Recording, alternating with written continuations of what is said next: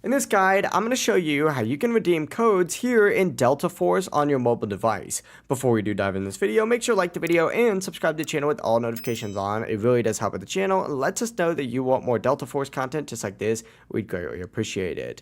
But the first thing that you're going to want to do once you are on Delta Force here on your mobile device is actually find the Events tab up in the top right corner. It's not going to be all the way in the right corner. In fact, it's actually kind of more so in the middle of these tabs up here. But select that Events tab and it's going to open up a page that looks like this.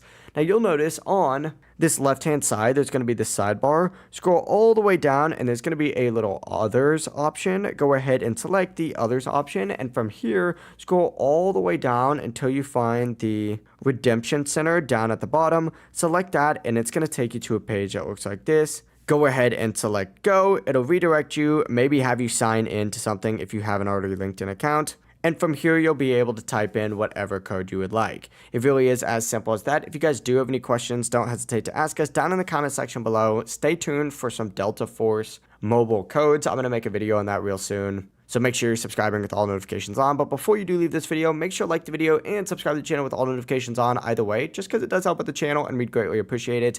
Have a great rest of your day. Peace.